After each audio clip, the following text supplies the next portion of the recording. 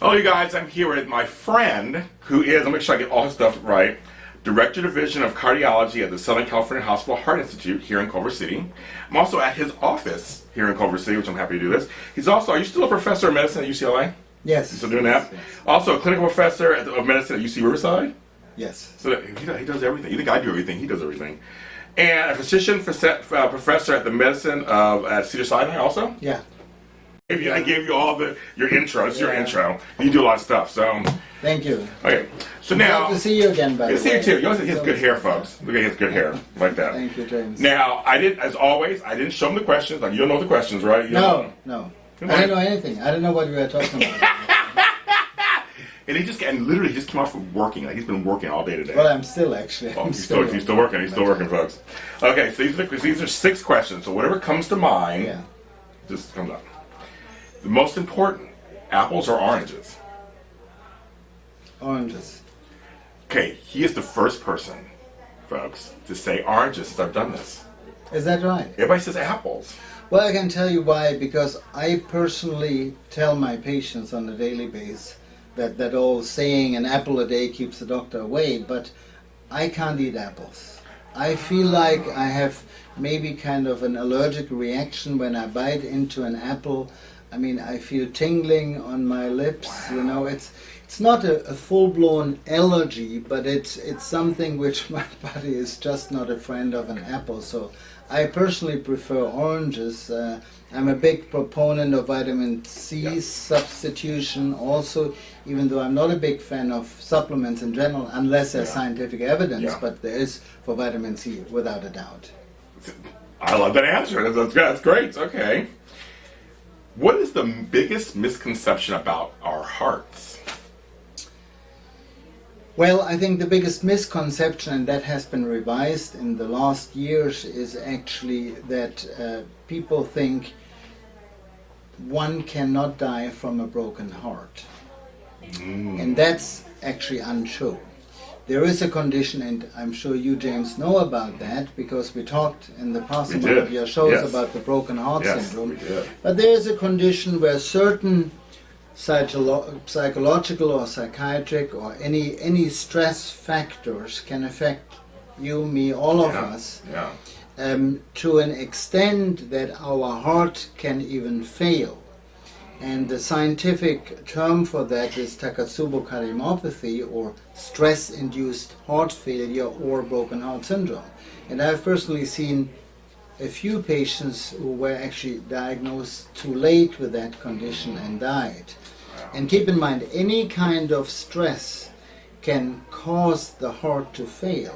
So it's not unusual that we hear that a couple, for example, has been married for 50 years and one partner passes away, that the second partner passes shortly after because of broken heart. And that is a real pathologic condition. It's a disease, and oftentimes it's not recognized early enough. And if it's not recognized, it can be treated, and then it leads to a fatal outcome sometimes. I always think the famous case that we talked about, I think, on the show was the Debbie Reynolds, Carrie Fisher situation, where she died the next day. Kept saying they were very close, they lived in the same property. I mean, that could have been a broken heart thing. Absolutely, I agree with you. I believe that. Yeah. Okay, I like LA because. Well, I tell you the story to that. I like LA because when I worked at a university hospital, University of Technology at the University of Aachen in Germany, for us at that time it was like a must if you wanted to have an academic career to spend some time in the US, mainly in order to do research.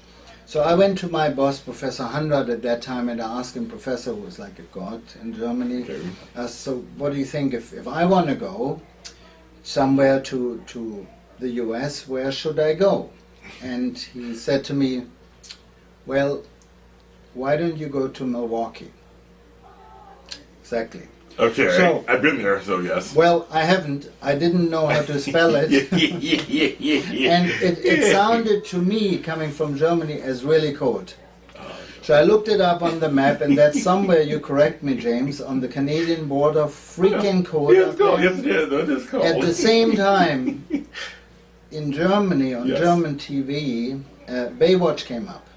Okay. Yes. Remember? Yes, So, I do. Well, when I watched Baywatch and I thought about, well, do I really want to go to Milwaukee?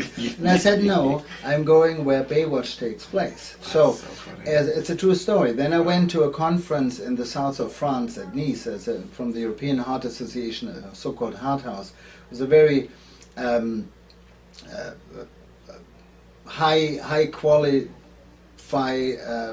conference on the heart, and so I walked through the poster area where scientific presentations were given, and I thought about where was Baywatch again. That was Los Angeles, right? So then I looked through the poster wall and saw who is from Los Angeles. So I found this poster from Professor Kloner, University of Southern California, Los Angeles, and I thought, well, that's where Baywatch is. So I went to the guy whom I didn't know, I never met, and as a European I went to, and I said, oh, hi, Dr. Kloner, how are you? I never met him before.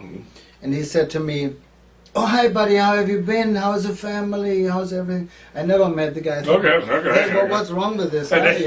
But he was just such a nice and friendly, warm-hearted person. So after an hour, he offered me a scholarship. And then basically I ended up where I wanted to be, in the sun, close to the beach, where Baywatch was playing, rather than in Milwaukee in the middle of the snow and nowhere. There's like several lessons in that story. One of like, you don't say something to somebody, nothing happens. That's one lesson. You don't stay open, that's another lesson. And television, American television can help you. That's right. American TV, Baywatch, Pamela Anderson, I know her. Exactly. That's so fun. I love that. Okay. Number 4. What is because you're a doctor, you're a cardiologist, you know everything can be bad that you eat, but what is your guilty food pleasure? Cheesecake. Oh, cheesecake. Okay. Yeah. I have a sweet tooth. I go to the gym very frequently, but part of the reason why I force myself is because I love sweets. I'm not a chocolate fan, but I love cheesecakes. So cheesecake's good. Yeah. A good cheesecake, go to New York, Junior's Cheesecake. Best cheesecake in New York. I would agree with that. It's so good. You can actually have flown out here, I think, in dry ice or something. You became a doctor because...